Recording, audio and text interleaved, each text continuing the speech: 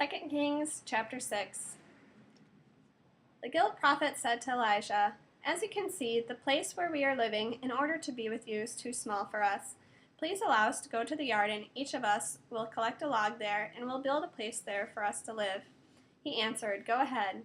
But one of them said, "Please won't you come with your servants?" He answered, "All right, I will." So he went with them. When they arrived at the garden, they cut down trees, but as one was felling a tree trunk, the head of his axe fell in the water. "Oh no," he cried, "my master, it was a borrowed one."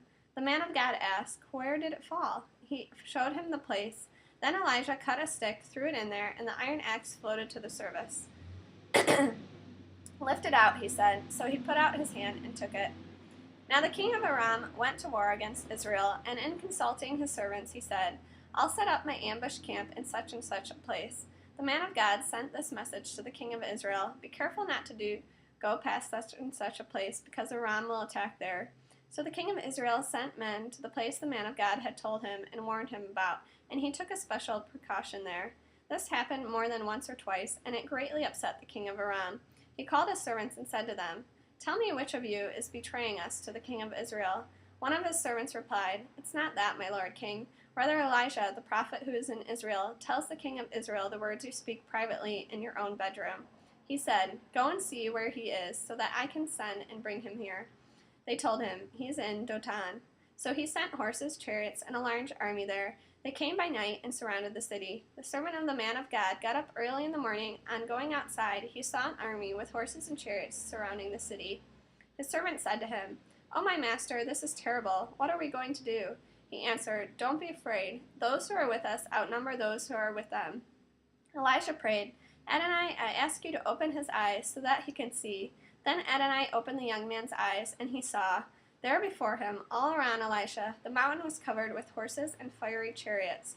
When they came down to him, Elisha prayed to Adonai, "Please strike these people blind." And he struck them blind, as Elisha had asked. Next Elisha told them, "You've lost your way, and this isn't even the right city. Follow me, and I'll take you to the man you're looking for." Then he led them to Shomron. On their arrival in Shomron, Elisha said, "Adonai, open the eyes of these men, so that they can see." Adonai opened their eyes, and they saw that there they were in the middle of Shomron. When the king of Israel saw them, he asked Elisha, "My father, should I attack them? Should I attack them?" He answered, "Don't attack them. You wouldn't even attack prisoners you had captured with your own sword and bow, would you? So give them food to eat and water to drink, and let them return to their master." So he provided well for them, and after they had eaten and drunk, he sent them away, and they returned to their master. After that, no more raiding parties entered the land of Israel from Aram. But some time afterwards, Ben-Hadad, king of Aram, gathered all his army, went up, and laid siege to Shomron. At the time, there was a severe famine in Shomron, and they maintained their siege until a donkey's head sold for 80 pieces of silver, and half a pint of dove's dung for 5 pieces of silver. As the king of Israel was passing by on the wall, a woman cried out to him.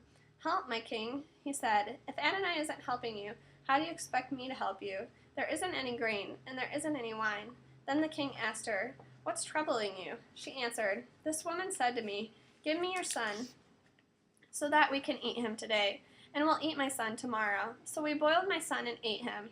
The next day I said to her, 'Give your son so that we can eat him.' But she had hidden her son." When the king heard what the woman said, he tore his clothes. At this time he was passing by on the wall, and when the people looked, they saw him there with sackcloth against his skin.